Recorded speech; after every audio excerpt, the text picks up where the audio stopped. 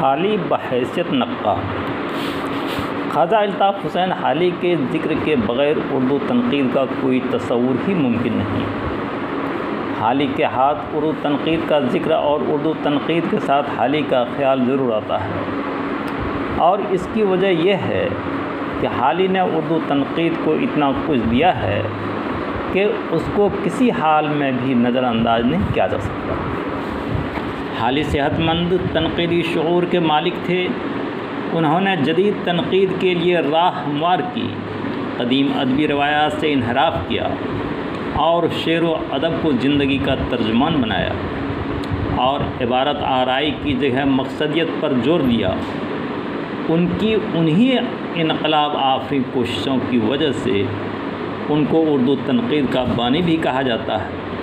ان کی کتاب مقدمہ شعر و شاعری کو اردو تنقید کی پہلی دستاویز قرار دیا گیا ہے، اگرچہ ان سے پہلے بھی اردو زبان میں تنقیدی سرمایہ تذکروں کی شکل میں موجود تھا، اور تذکرہ نگار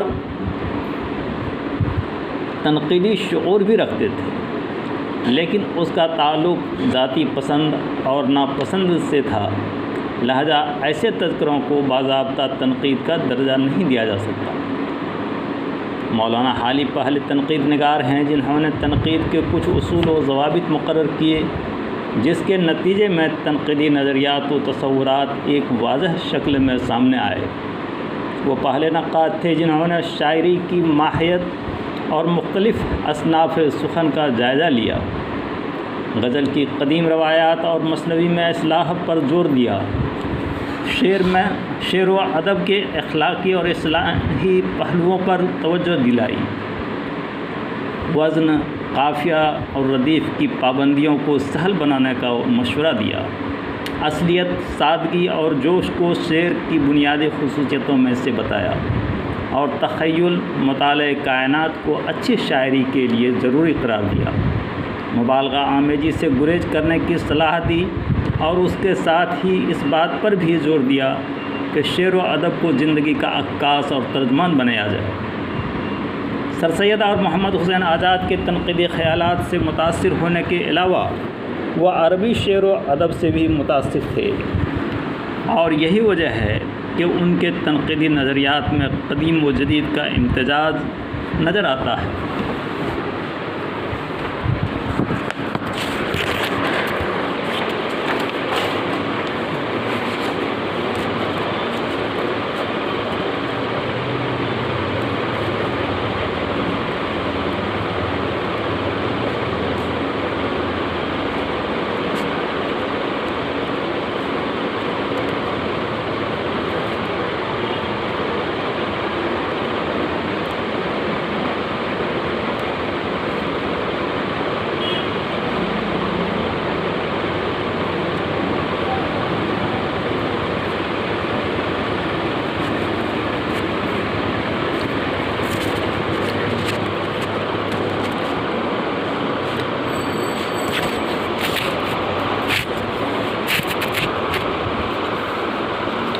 مشہور نقاد پروفیسر کلیم الدین احمد بھی حالی کے تنقیدی شعور کے معترف تھے۔ چنانچہ ایک جگہ لکھتے ہیں، حالی نے صاف اور سادہ طرز ایجاد کی، لیکن اس طرز میں بے رنگی نہیں ہے، فسفساپن نہیں، اس میں ایک لطافت ہے، ایک جاذبیت ہے، ایک رنگینی بھی ہے، اور پھر یہ تنقیدی مسئلوں پر بحث کرنے کے لیے موضوع بھی ہے۔ یہ بات بھی تسلیم کی گئی ہے کہ حالی مغربی ادب سے بھی متاثر تھے، چنانچہ انہوں نے اپنی تحریروں میں لارڈ میکالے، ملٹن، ایس ٹی کولریج وغیرہ کے حوالے پیش کیے ہیں، جس سے اس بات کا اندازہ ہوتا ہے کہ انہوں نے کسی نہ کسی شکل میں مغربی شعر و ادب کا بھی گہرائی سے مطالعہ کیا تھا۔ اپنی کتاب مقدمہ شعر و شاعری میں شاعری کی شرطیں اور اس کی خوبیاں بیان کرنے کے بعد وہ ملٹن کے نظریے کی توثیق کرتے ہوئے لکھتے ہیں کہ ملٹن نے ایک جگہ اچھے شعر کی خوبی اس طرح بیان کی ہے کہ وہ سادہ ہو، جوش سے بھرا ہوا اور اصلیت پر مبنی ہو۔ میرے نزدیک کلام کی سادگی کا معیار یہ ہونا چاہیے کہ خیال کیسا ہی بلند اور دقیق ہو مگر پیچیدہ اور ناہموار نہ ہو، اور زبان جہاں تک ہو روزمرہ کی بول چال کے قریب ہو۔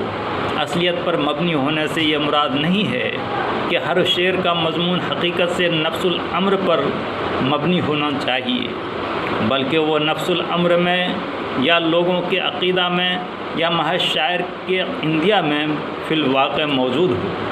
اور جو اس سے مراد یہ ہے کہ مضمون بے ساختہ الفاظ اور مؤثر پیرائے میں بیان کیا جائے، جس سے معلوم ہو کہ شاعر نے اپنے ارادہ سے یہ مضمون نہیں باندھا، بلکہ مضمون نے شاعر کو مجبور کر کے اپنے تئیں اس سے بندھوایا ہے۔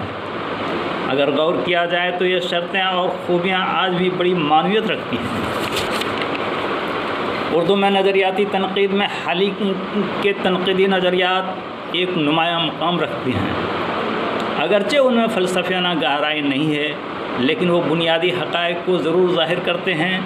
حالی کا سماجی شعور ہر جگہ نمایاں نظر آتا ہے۔ ان کے خیال میں شاعری ایک سماجی عمل ہے، لہذا اس کے اصلاحی اور افادی پہلوؤں کو نظر انداز نہیں کیا جا سکتا۔ انہوں نے اردو شاعری کی مختلف اصناف پر جیسی سیر حاصل بحث کی ہے، ویسی بحث اردو تنقید میں ساز و نادر ہی کہیں نظر آئے گی۔ حالی کے خیال میں جذبات کو برانگیختہ کرنا شاعری کا مقصد ہے۔ شاعری زندگی بسر کرنا اور زندگی برتنا سکھاتی ہے، اسی لیے شاعری ان کی نظر میں ایک سماجی عمل ہے۔ حالی نے لفظ و معنی کے باہمی رشتوں سے بھی بحث کی ہے، اگرچہ وہ الفاظ کی اہمیت کو تسلیم کرتے ہیں، لیکن ان کا اصرار ہے کہ معنی کو الفاظ پر فوقیت اور برتری حاصل ہے۔ تاہم جدید تنقیدی نظریہ نے حالی کے اس نقطۂ نظر کو مسترد کر دیا ہے۔ جدید تنقیدی نظریہ اب یہ ہے کہ اچھے شعر میں لفظ و معنی اتنے مربوط ہوتے ہیں کہ دونوں کو ایک ہی معنی بغیر چارہ نہیں رہ جاتا۔ حالی کی بحیثیت نقاد اہمیت اور معنویت تسلیم کیے جانے کے باوجود ان کے تنقیدی نظریات پر نکتہ چینیاں بھی کی گئی ہیں۔ ان کے نظریات کے ناقدوں کا کہنا ہے کہ دراصل حالی ایک طرف مشرقی تنقیدی روایات سے رشتہ استوار کرنا چاہتے تھے، تو دوسری طرف مغربی ادب کے بڑھتے ہوئے اثرات سے بھی وہ اپنا دامن بچانا چاہتے تھے۔ لیکن ان کی بدقسمتی یہ ہے کہ وہ اپنی اس کوشش میں پوری طرح کامیاب نہیں رہے۔ انہوں نے غزل میں جن اصلاحات کی ضرورت کی طرف اشارہ کیا ہے اور اخلاقی پہلوؤں کی اہمیت پر زور دیا ہے، اس میں بھی توازن کو برقرار نہیں رکھا۔ ان کے بعض ناقدوں نے ان پر کم علمی کا بہتان بھی لگایا ہے۔ بہرکیف یہ بہتان یا الزام اپنے اندر کوئی اہمیت نہیں رکھتا۔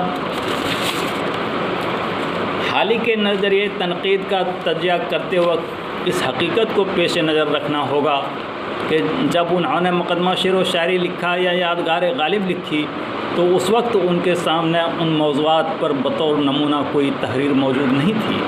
انہوں نے جو کچھ لکھا اپنی فہم و ادراک پر بھروسہ کر کے لکھا۔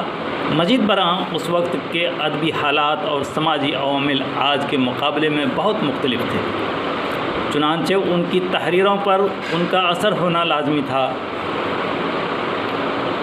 کیا اس حقیقت سے انکار کیا جا سکتا ہے کہ آج شعر و ادب میں جو نئے تجربے ہو رہے ہیں، قافیہ اور ردیف سے آزاد جو معرہ نظمیں لکھی جا رہی ہیں، اس کی راہ حالی نے ہی نکالی تھی۔ آج ادب برائے زندگی کا جو تصور ہے وہ بھی حالی ہی کی دین ہے۔ حالی نے تنقید کے سلسلے میں جو خیالات ظاہر کیے ہیں وہ ان کے اپنے اجتہاد پر مبنی ہیں، اور یہی وہ اجتہاد ہے جس نے اردو ادب میں جدید تنقید کے خطوط متعین کیے۔ لہذا اردو ادب اور تنقید ہمیشہ ان کی ممنون رہے گی۔